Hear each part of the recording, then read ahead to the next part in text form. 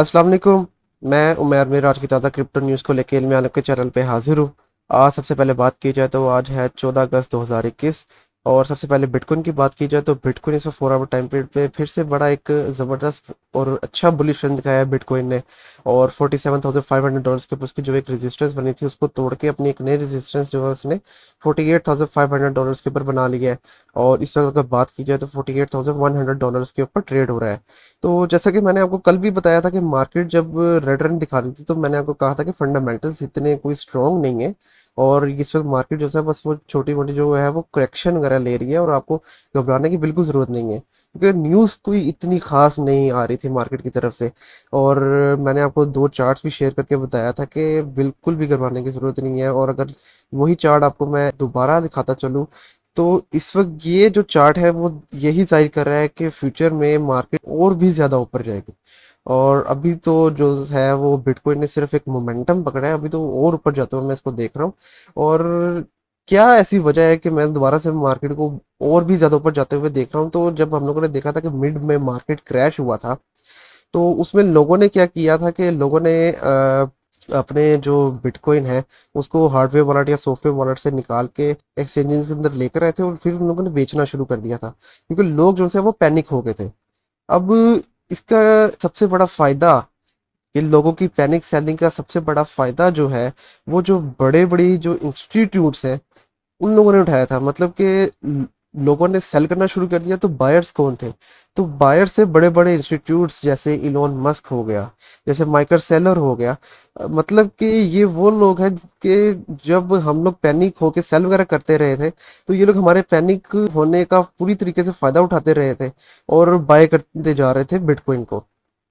अब वो देख ले कि उन्होंने ये सब उठा के उन्होंने अपने जो हार्डवेयर वॉलेट है या ईटीएफ के जरिए अपने जो सॉफ्टवेयर वॉलेट्स है वहां पे इन लोगों ने अपने बीटीसी को सेव करके रख लिए हैं। तो और हम लोग जो है बस ये देख रहे हैं कि यार हम लोगों के हाथों से एक अपॉर्चुनिटी चले गई क्योंकि अब फ्यूचर में इसकी वैल्यू और भी ज़्यादा होगी। लेकिन खैर अभी भी ऐसा अपॉर्चुनिटी हमारे हाथ से नहीं गुजरी है। अभी भी जो माइनर्स हैं उन्होंने बिटकॉइन को सेल वगैरह नहीं किया है और जब वो माइनर्स वगैरह बिटकॉइन को सेल करेंगे तो हम लोग देखेंगे कि बिटकॉइन की जो वैल्यू है वो नीचे आएगी एक बार दोबारा से, मतलब कि मार्केट एक बार दोबारा से क्रैश करेगी।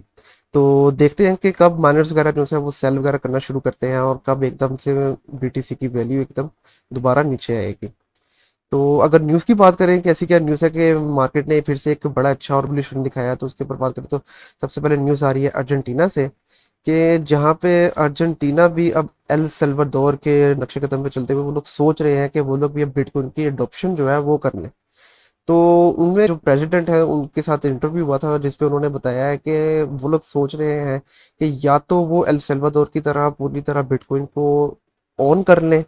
अगर बिटकॉइन को वो ऑन नहीं करेंगे तो वो लोग जो अपनी जो डिजिटल करेंसी है अपनी जो बैंक की जो डिजिटल करेंसी है उसको इंट्रोड्यूस करवाएंगे। तो जब से मैं न्यूज़ बुलेटिन बना रहा हूँ मैंने दर्जन भर तो ऐसे आपको कंट्रीज बता दिए हैं कि जो कि सीबीडीसीज की तरफ जा रहे हैं, मतलब कि अपनी जो डिजिटल करेंसीज हैं उनको इंट्रोड्यूस वगैरह करवा रहे हैं। तो ये जो अर्ली होल्डर्स हैं उनके लिए तो बहुत अच्छी न्यूज़ है क्योंकि अब बहुत ज़्यादा से ज़्यादा जो कंट्रीज हैं वो लोग क्रिप्टो करेंसी की तरफ जा रहे हैं। और अब बस देखना ये है कि वो लोग अपनी कोई न्यू ब्लॉकचेन इंट्रोड्यूस करवाते हैं या ऑलरेडी जो एग्जिस्टेड ब्लॉकचेन्स हैं उनके ऊपर काम वगैरह करना शुरू करते हैं। तो अर्जेंटीना की तरफ से भी ये एक बहुत अच्छी न्यूज़ आई थी। उसके अलावा दूसरी न्यूज़ मैं आपको बताता चलूँ तो दूसरी न्यूज़ आ रही है कोइन बेस की तरफ से, जहाँ पे कोइन बेस के सीईओ कह रहे हैं कि वो लोग क्रिप्टो करेंसीज के अमेजोन बनना चाहते हैं। मतलब ये है कि वो लोग ऐसी तमाम क्रिप्टो करेंसीज जो कि बिल्कुल लीगल हैं और जिनके पीछे प्रॉपर एक टीम बैठ के काम कर रही है उन सबको वो लोग कॉइन बेस के ऊपर प्रॉपरली रजिस्टर करना चाहते हैं at by the end of 2021। तो ये एक बहुत अच्छी न्यूज़ है कि कोइन बेस जैसा कि हम लोग जानते हैं one of the biggest platform है क्रिप्टो करेंसी का। उसके ऊपर जितनी ज़्यादा क्रिप्टो करेंसीज आती जाएंगी उतनी ही ज़्यादा इसकी क्रिप्टो करेंसी की जो वैल्यू है वो ऊपर जाती जाएगी। तो कोइन बेस की तरफ से ये एक बहुत ज़बरदस्त न्यूज़ है।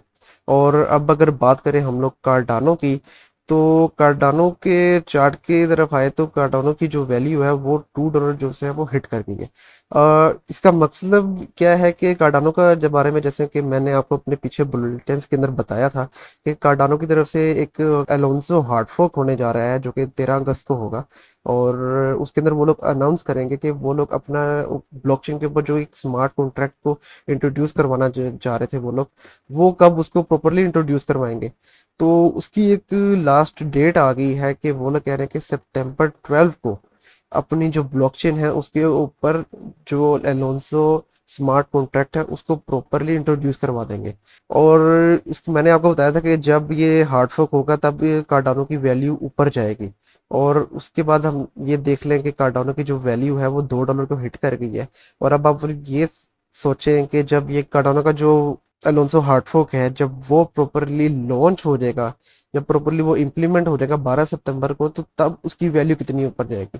और स्मार्ट कॉन्ट्रैक्ट के बारे में मैं आपको बताता चलूँ तो जैसे कि इथेरियम नेटवर्क के ऊपर जो यूनिस्वैप डेक्स है, मतलब कि डिसेंट्रलाइज एक्सचेंज है, उसके अलावा बाइनेंस के ऊपर पैनकेक स्वैप है, इसी तरह कार्डानो के ऊपर भी ऐसी तमाम एप्लीकेशन डिसेंट्रलाइज एप्लीकेशन मतलब डैप्स हो गई, डिसेंट्रलाइज एक्सचेंज मतलब डेक्स हो गई, और DAO मतलब कि डिसेंट्रलाइज ऑटोनोमस ऑर्गेनाइजेशंस हो गई, या डीफाई कॉइन्स हो गई। इस तरह कार्डानो के स्मार्ट कॉन्ट्रैक्ट को यूज़ करते हुए अपने जो कॉइन्स वगैरह उनको लॉन्च करेंगे, तो हम लोग देख सकते हैं कि फिर कार्डानो की वैल्यू जो है वो कितनी ज़्यादा ऊपर जाएगी।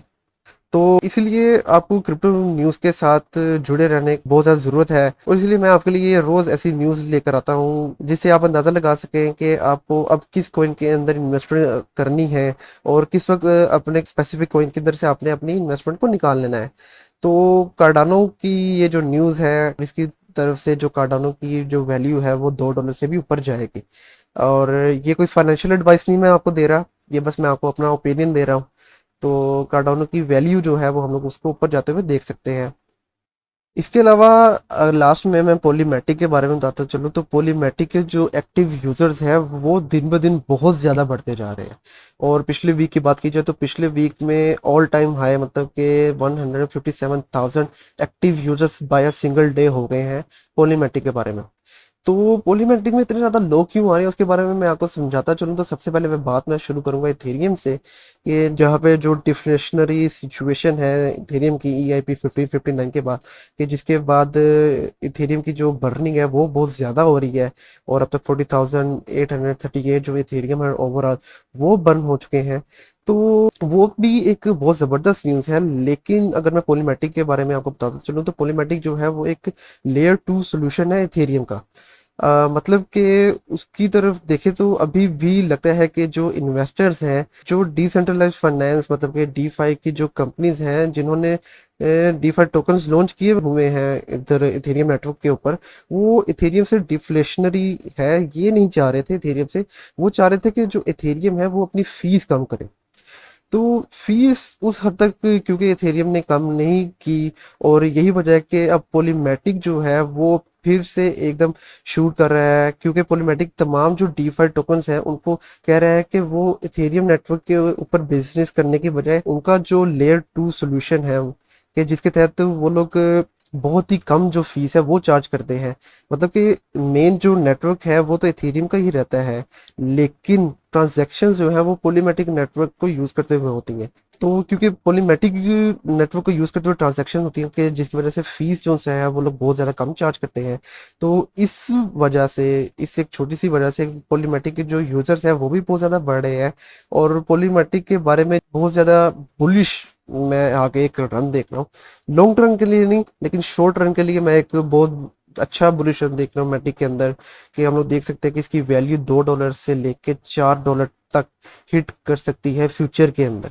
ठीक हो गया। और ये मैं आपको बिल्कुल भी किसी किस्म की फाइनेंशियल एडवाइस नहीं दे रहा, ये बस मेरी एक पर्सनल राय है कि क्यों चूंकि बहुत ज़्यादा यूजर्स बढ़ रहे हैं इसके अंदर, और एक अच्छा सोल्यूशन जो है वो लोगों को प्रोवाइड कर रहा है पॉलीमेटिक, तो इस वजह से इसकी वैल्यू एकदम शूट कर सकती है।